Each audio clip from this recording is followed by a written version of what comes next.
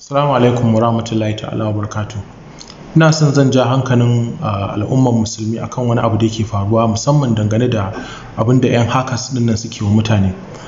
Wato an ɗan kawo mana wasu cases da naga ya kamata na sharing da mutane saboda bankuna ba sa gaya muku gaskiya. Za ka tashi kawai da safe ka tara an yi emptying ɗin account ɗinka baka da ko kwandala, kuma ka ga sim card ɗinka an yi sauke shi daga kan network, ka rasa abin da ya faru. Abin da yake faruwa maganan gaskiya shine wayannan kamfanonuwan nan na waya ɗin nan a cikinsu wallahi akwai mutane marasa gaskiya a cikin ma'aikatansu. Ba ni wai ina cewa wai kamfanonuwan wayan su kansu su suke wannan abin ba, a'a, a cikin ma'aikatansu akwai mutanen banza wanda suke ta'ammali da irin wayannan hackers ɗin nan.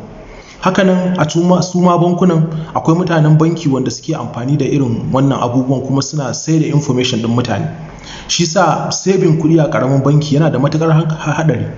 So kada kai saving albashinka ko wani dukiya da kake da shi mai yawa irin wayannan ƙananan bankunan, ka je ka nemi babban banki ka sa kuɗinka wanda ko asara ce ta taso ma kai ba za ka yi asara ba.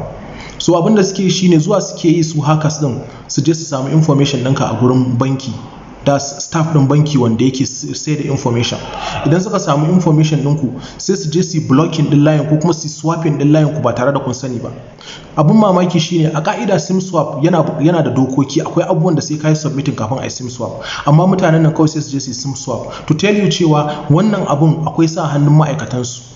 Da hakan aka yi maka sim swap kawai sai a tura da OTP da komai da code da komai, duk a tattara maka kuɗi a kwashi su transfer. Yawanci cikin dare suke yin wannan abun, kafin gari ya waye kawai kai baka farga ba sai dai ka tara an gama. So da haka yana da kyau kusa yana faruwa wannan abun. It's not the first time da na sani, kawai dai na decide ne yanzu bari na sharing da general public, ya kamata kusan yana faruwa. Ya faru da mutane da dama wanda kwanaki kamfanin MTN staff ɗinsu ya yi irin wannan abun. Wallahi abin da aka so a satar wa mutumin more than 30 million, wallahi tallahi, da signature ɗin shi da komai suka haɗa baki da kamfanin staff na kamfanin MTN aka so a masa wannan abu.